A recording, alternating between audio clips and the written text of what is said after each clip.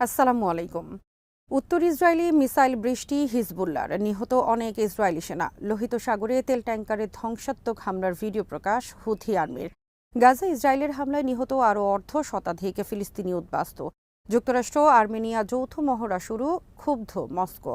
ভারতের কাশ্মীরে বিদ্রোহীদের হামলায় নিহত কমপক্ষে 4 জন ভারতীয় সেনা। পাকিস্তানের সেনা ক্যাম্পে বিদ্রোহীদের আত্মঘাতী হামলায় নিহত 8 পাকিস্তানি সেনা। বিডিভিউজ ইনফোটেনমেন্টে স্বাগত জানাচ্ছি আমি সুরভি দিবা। আজ জানাবো প্রতিরক্ষা সংক্রান্ত গুরুত্বপূর্ণ কিছু খবর। উত্তর ইসরায়েলে মঙ্গলবার সন্ধ্যা থেকে গভীর রাত পর্যন্ত রকেট বৃষ্টি বর্ষণ করেছে হিজবুল্লাহ।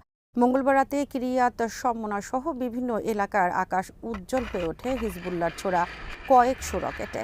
কিরিয়াত শমনার হিজবুল্লাহ হামলা চালায় গ্রাড টাইপ রকেট আর্টিলারি শেলের সাহায্যে। টাইমস অফ ইসরায়েলের খবরে বলা হয়েছে, কিরিয়াত শমনায় মঙ্গলবার হিজবুল্লাহ কমপক্ষে 40টি রকেট হামলা চালিয়েছে। এতে ধ্বংস হয়েছে বিভিন্ন স্থাপনা। হিজবুল্লাহর বিবৃতিতে বলা হয়েছে, সন্ধ্যা 7:30টায় গ্রাড টাইপ রকেট আর্টিলারি শেলের সাহায্যে হামলা চালানো হয়েছে বেইত হিলালের 769তম টেরিটোরিয়াল ব্রিগেড হেডকোয়ার্টারে। একইভাবে হামলা চালানো হয়েছে আল জলিলের পশ্চিমে কাপ্রি সেটেলমেন্টে। এছাড়া কাফর হোসেন, কাফর কিলা, আইতা আল শাব, আইতারুন, আল তাউত ও মেরুন ঘাটিতে শতাধিক রকেট হামলা চালানো হয়েছে মঙ্গলবার রাতে। ইসরায়েলের গণমাধ্যমের খবরে বলা হয়েছে, ইসরায়েল আর্মি মঙ্গলবার রাতে ব্যর্থ হয়েছে হিজবুল্লাহর ছোড়া রকেট প্রতিহত করতে। মঙ্গলবার সন্ধ্যায় কয়েক ঘণ্টায় 80টির বেশি রকেট হামলা চালিয়েছে হিজবুল্লাহ। এর আগে মঙ্গলবার লেবাননের দক্ষিণে দফায় দফায় বিমান, ড্রোন ও আর্টিলারি হামলা চালায় ইসরায়েল। জবাবে মঙ্গলবার সন্ধ্যার পর থেকে রকেট বৃষ্টি বর্ষণ শুরু করে হিজবুল্লাহ। টাইমস অফ ইসরায়েলের খবরে বলা হয়েছে, মঙ্গলবার গভীর রাত পর্যন্ত হিজবুল্লাহর মিসাইল হামলা চলে উত্তর ইসরায়েলে। রাত 2:30টায়ও হিজবুল্লাহর হামলার কারণে এয়ার রেড সাইরেন্স বাজানো হয়েছে কিব্বাত জিবে। এদিকে ইয়েমেনের হুথি আর্মি মঙ্গলবার প্রকাশ করেছে লোহিত সাগরে গ্রিসের তেল ট্যাঙ্কারে হামলার ভিডিও। সোমবার লোহিত সাগরে গ্রিসের কিওস লায়ন নামক একটি বিশাল তেল ট্যাঙ্কারে হামলা চালায় হুথি আর্মি। প্রকাশিত ভিডিওতে দেখা গেছে সারফেস ড্রোনের হামলায় সৃষ্ট জাহাজে বিশাল অগ্নিগোলকের দৃশ্য। হামলায় জাহাজের বড় ধরনের ক্ষতি হলেও যুক্তরাষ্ট্র আর্মি সোমবার জানায় তেমন ক্ষতি হয়নি জাহাজটির। গাজায় মঙ্গলবার 1 ঘণ্টারও কম সময়ে ইসরায়েলের 3টি বিমান হামলায় নিহত হয়েছে অর্ধ শতাধিক ফিলিস্তিনি উদ্বাস্তু। এর মধ্যে 25 জনের বেশি নিহত হয়েছে কেন্দ্রীয় গাজার নুসেইরাত জাতিসংঘ চালিত একটি স্কুল ক্যাম্পে। 18 জনের বেশি নিহত হয়েছেন গাজার দক্ষিণে খান ইউনিসে এবং কমপক্ষে 5 জন নিহত হয়েছেন বেত লাহিয়ায়। এর আগে 13ই জুলাই উদ্বাস্তু শিবিরে ইসরায়েলের এক হামলায় 141 জন, 14ই জুলাই 80 জন এবং 15ই জুলাই 49 জন ফিলিস্তিনি উদ্বাস্তু নিহত হয়েছেন গাজায়। বিভিন্ন উদ্বাস্তু শিবিরে নিহত এসব উদ্বাস্তুর অধিকাংশই নারী ও শিশু। এদিকে যুক্তরাষ্ট্রের আগামী নির্বাচনে ডোনাল্ড ট্রাম্প রিপাবলিকান দলের মনোনয়ন পাওয়ায় উল্লাস প্রকাশ করেছেন যুক্তরাষ্ট্রের রিপাবলিকান দলের ইহুদি নেতা ম্যাট ক্রুকস। ক্রুকস বলেছেন, গাজা যুদ্ধ বিষয়ে ট্রাম্পকে ব্ল্যাঙ্ক চেক দেওয়া হয়েছে দলের পক্ষ থেকে। যুদ্ধ দ্রুত শেষ করার জন্য তিনি যা ইচ্ছা তাই করতে পারবেন। গাজায় যদি কার্পেট বম্বিং প্রয়োজন হয় তাহলে তিনি তাই করবেন। দ্রুত গাজা যুদ্ধ শেষ করার জন্য যা করতে হয় তাকে তাই করতে হবে। ট্রাম্পের রানিং মেট ডেভিড জেমস ভান্সও বলেছেন তাকে দ্রুত গাজা যুদ্ধ বন্ধ করার জন্য। অপরদিকে ডেভিড জেমস ভান্স ট্রাম্পের রানিং মেট নির্বাচিত হওয়ায় ইউরোপ এবং ইউক্রেনের জন্য আতঙ্কের বিষয় হিসেবে উল্লেখ করেছে অনেক গণমাধ্যম। মঙ্গলবার ব্লুমবার্গে প্রকাশিত এক সাক্ষাৎকারে ট্রাম্প বলেছেন, আমি স্যাংশন পছন্দ করি না। এর মাধ্যমে যুক্তরাষ্ট্র সবাইকে আমাদের বিরুদ্ধে ঠেলে দিয়েছে। ইরানের বিরুদ্ধে অবরোধে বেশ কাজে দিয়েছে, কিন্তু চীন এবং রাশিয়ার বিরুদ্ধে অবরোধ তেমন কাজে আসেনি।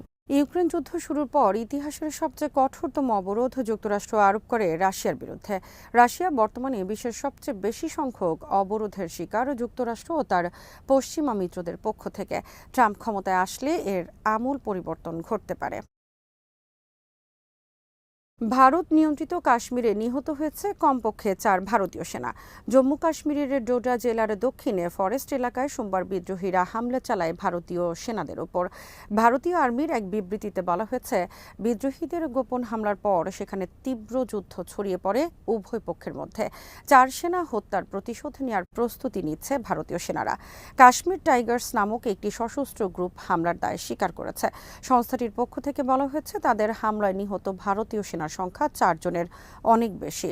রোববার ভারতীয় আর্মি ঘোষণা করে কাশ্মীরের কুপওয়ারা জেলার লাইন অফ কন্ট্রোল এরিয়ায় পাকিস্তান নিয়ন্ত্রিত কাশ্মীর থেকে একদল সন্ত্রাসী ভারতে প্রবেশের সময় 3 জনকে হত্যা করে তারা।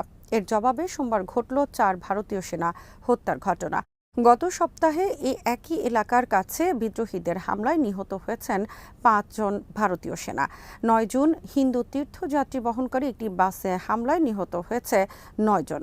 ভারত নিয়ন্ত্রিত কাশ্মীরের বিভিন্ন অঞ্চলে কয়েক দশক ধরে বিভিন্ন সশস্ত্র গ্রুপ যুদ্ধ চালিয়ে আসছে কাশ্মীরের স্বাধীনতা অথবা পাকিস্তানের সাথে যুক্ত করার দাবিতে। পাকিস্তানের একটি সামরিক ঘাঁটিতে আত্মঘাতী বোমা হামলায় নিহত হয়েছে কমপক্ষে 8 জন সেনা। হামলার পর পাকিস্তান আর্মির পাল্টা আঘাতে নিহত হয়েছে 10 সন্ত্রাসী। সোমবার পাকিস্তানের উত্তর ওয়াজিরিস্তানের উপজাতি সীমান্তে বানু সেনা ক্যাম্প এলাকায় ঘটে এই ঘটনা। বিস্ফোরক ভর্তি একটি ট্রাক নিয়ে সেনা ক্যাম্পের দেয়ালের কাছে বিস্ফোরণ ঘটায় সন্ত্রাসীরা। পাকিস্তান তালেবানের অধীনে হাফিজ গুল বাহাদুর গ্রুপ হামলার দায় স্বীকার করেছে। তারা আফগানিস্তান থেকে পাকিস্তানের অভ্যন্তরে সন্ত্রাসী হামলা পরিচালনা করে আসছে। বার্তা সংস্থা এএফপির খবরে বলা হয়েছে, বানু সেনা ক্যাম্প ঘিরে সোমবার 26 ঘণ্টাব্যাপী যুদ্ধ চলে।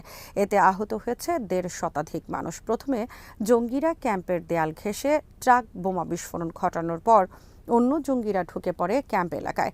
এরপর শুরু হয় উভয় পক্ষের মধ্যে যুদ্ধ। পাকিস্তান আর্মি মঙ্গলবার বলেছে, হামলার সাথে জড়িত 10 সন্ত্রাসীকে তারা হত্যা করেছে ঘটনাস্থলে।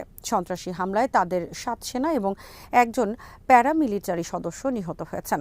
পাকিস্তানের বিতর্কিত প্রধানমন্ত্রী শাহবাজ শরীফ সম্প্রতি নির্দেশ দিয়েছেন বিভিন্ন জঙ্গি সন্ত্রাসী গ্রুপের বিরুদ্ধে নির্মূল অভিযান চালানোর জন্য।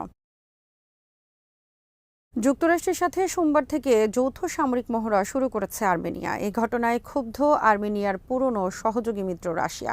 2020 সালে নাগর্নো কারাবাখ নিয়ে আজারবাইজানের সাথে যুদ্ধে রাশিয়ার নীরব ভূমিকায় ক্ষুব্ধ আর্মেনিয়া। এর আগে আর্মেনিয়া রাশিয়ার সহযোগিতায় গত 30 বছর ধরে অবৈধভাবে দখলে রেখেছিল আজারবাইজানের বিশাল অঞ্চল নাগর্নো কারাবাখ। কিন্তু 2020 সালের যুদ্ধে রাশিয়া আর্মেনিয়ার পক্ষ না নিয়ে নীরব ভূমিকা পালন করে। ফলে যুদ্ধে আজারবাইজানের সাথে শোচনীয় পরাজয় ঘটে দখলদার আর্মেনিয়ার।